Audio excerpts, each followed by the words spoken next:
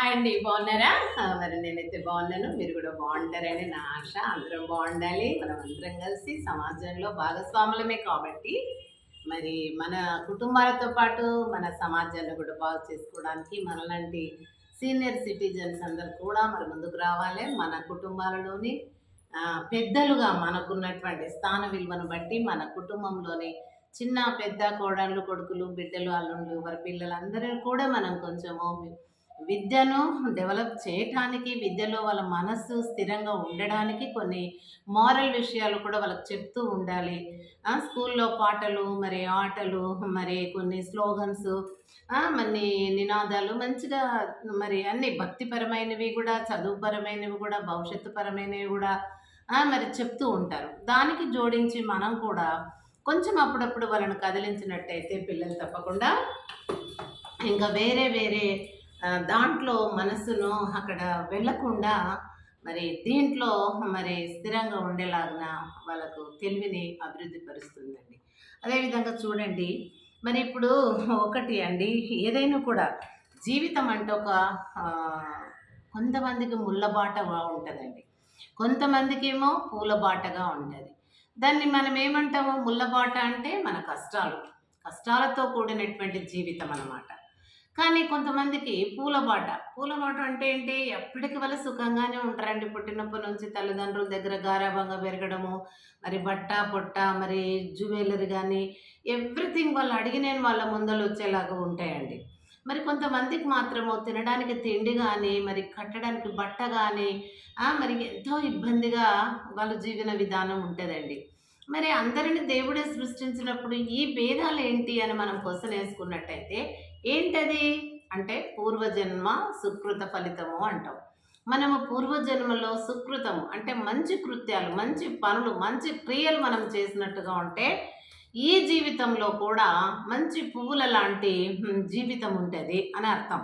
ఒకవేళ కష్టాల కడలి ఉంటే ఆ కడలి అంటే సముద్రం, అంటే సముద్రం మనము ఎప్పటికీ ఈదలేము, ఏ ఒడ్డు ఏ దరి చేరలేము. కాబట్టి అలాంటి జీవితాలు కూడా కొంచెము కొంతమందికి ఉంటాయి, అందరికి ఒకేలా ఉండవు. కనుక ఇలాంటి జీవితము వాళ్ళు పుట్టుక నుండి మరణించి తిరిగి పోయి మరి వచ్చిన లోకానికి వెళ్ళే వరకు కూడా వాళ్ళ జీవితాలు అలాగే ఉంటాయండి.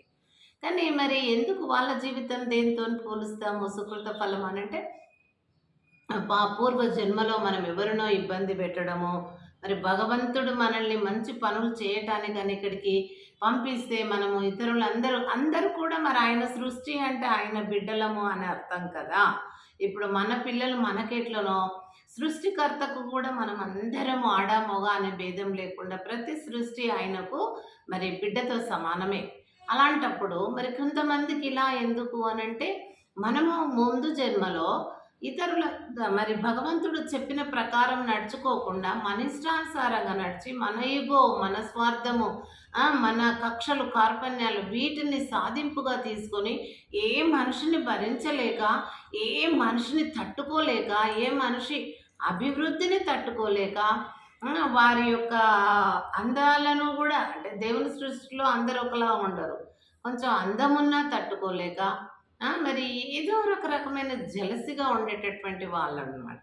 అలాంటి వాళ్ళకి ఏంటంటే అలా పూర్వజన్మలో చేసుండి ఇతరులను కష్టపెట్టిన వాళ్ళుగా ఉంటే మాత్రమే మరి ఈ శిక్షకు అర్హులుగా మరి కష్టాల కడలిగా వాళ్ళ జీవితము పుట్టినప్పటి నుంచి మరణించే వరకు అలా ఉంటుందని మనం అంటూ ఉంటాం. ఫర్ ఎగ్జాంపుల్ సీత పుట్టిన గడియ అంటారు ఆడపిల్లల్ని అయితే. ఆ సీతమ్మకి ఎప్పుడు కూడా పుట్టుక నుంచి మీరు నాగలి ఆ యొక్క సీతు అనేటటువంటి ఆ కొనకు ఆ బాక్స్ వెళ్ళినప్పుడు తగిలినప్పుడు తీస్తే సీత వచ్చిందని, వేదాలు చదువుతూ ఉంటే పైనుండి రావడం వల్ల వేదావతి చాలా పేర్లు ఉన్నాయి. కానీ ఆ రకంగా మన పూర్వజన్మను బట్టే మనకి జన్మ ఉంటుంది. అందుకే ఈ జన్మలో ఇప్పుడు నేనే ఉన్నా అనుకోండి, నాకు తెలిసినప్పటి నుండి కష్టాలే ఉంటాయి.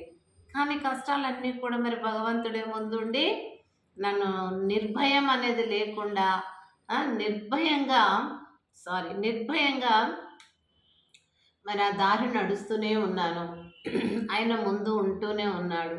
మనకైతే భగవంతుడు ఎలా ఉంటాడో ఎవరికి తెలియదు. కానీ ఆ యొక్క ప్రగాఢమైనటువంటి, అనంతమైనటువంటి శక్తిపరుడే మనకి ఆ భగవంతుడు మనకు తెలియని రీతిగా మన ముందు నడుస్తాడు. మనకెన్నో పురాణాలు కూడా చెప్తూ ఉంటాయండి. ఏమని? భగవంతుడు ఈ రూపంలో వచ్చి అంత పేద స్థితిలో ఉంటే వాళ్ళని గొప్పవాళ్ళుగా చేశాడు. మరి ఆ రకంగా దీవించిపోయాడు అని, లేకుంటే జంగమయ్య వేషంలో వచ్చాడు, మరి కుక్క వేషంలో వచ్చాడు, లేకపోతే పక్షి రూపంలో వచ్చాడు. ఇట్లా మనము ఏ ద్వారానన్నా మనకు మంచి జరిగితే భగవంతుడే ఈ రూపంలో వచ్చాడంట. అంతెందుకండి, ఒక చిన్న ఎగ్జాంపుల్. మనకు ఎక్కడో స్పృహ తప్పి ఏడునో పడిపోతే వాడు ఏ కులమని కూడా తెలవకుండా పొలంలో పనిచేసేటోడు వాడు తాగడానికి తెచ్చుకున్న ఇన్ని నీళ్లు మనకిస్తే మనకు స్పృహ వచ్చి బ్రతుకుతాం. అప్పుడు అమ్మా బిడ్డ, నువ్వు నాకు దేవుళ్ళలాగా వచ్చి సహాయం చేశామంటాం. మరి భగవంతుని యొక్క అంశ సృష్టించినటువంటి ప్రతి మనిషిని, ఆడ మగ ఎవరినైనా కూడా, మనకు ఆడ మగ పిల్లలు ఎట్లనో మరి భగవంతుడు కూడా ఆడ మగ రెండు చేసి పంపాడు, పంపుతూ ఉంటున్నాడు, ముగిసినాక తీసుకుంటూ ఉంటున్నాడు. ఇదైతే నిరంతరం జరిగే ప్రక్రియ కదండి. కాబట్టి మనము ఎప్పుడు కూడా మరి న్యాయంగా మనము బ్రతకాల. న్యాయంగా బ్రతకడం అనేదే చాలా గొప్ప అనమాట. న్యాయంగా బ్రతికే వాళ్ళకు చాలా కష్టాలు వస్తాయి. కానీ ఆ కష్టాలు వచ్చినాయని చెప్పి సూసైడ్ చేసుకోవడము, లేకుంటే భయపడి పారిపోవడము అలాంటివి చెయ్యొద్దండి.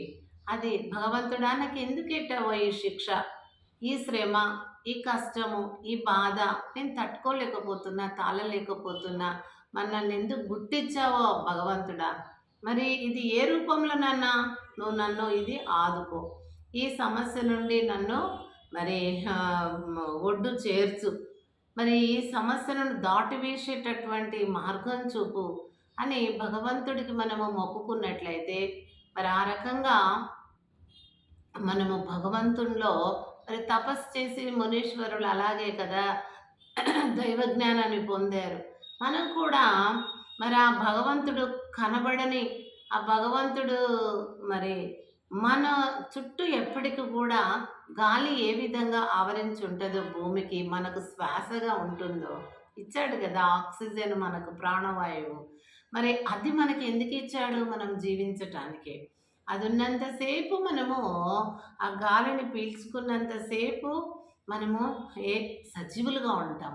గాలి పీల్చకుండా ఉన్నప్పుడు ఆ ప్రక్రియ అనేటటువంటి వదలడము, తీసుకోవడము అనేటటువంటి ప్రక్రియ లేకపోతే మనం నిర్జీవిగా అయిపోతాం.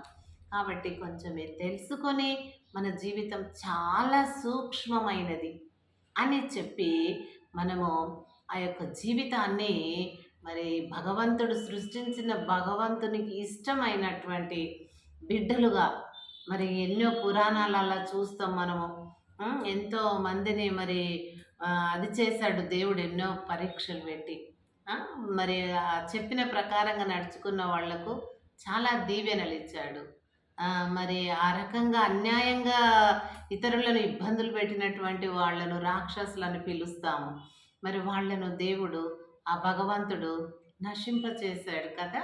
కాబట్టి ఈ మంచి చెడులు అనేది, మంచి అంటే భగవంతుడు, చెడు అంటే మరి రాక్షసుడు లేదా సైతాను, లేక ఇలా మనము ఏ చెడును చీకటిగా కూడా భావిస్తాం. కానీ కాబట్టి ఈ మంచి చెడులు అనేటటువంటి, అంటే వెలుగు, మంచి అంటే వెలుగు, చెడు అంటే చీకటి. ఈ చీకటి వెలుగుల యొక్క పోటీ తత్వమే, ఈ పోటీలోనే వెలుగు అంటే భగవంతుడు, చీకటి అంటే అదొక దుష్ట శక్తి అన్నమాట.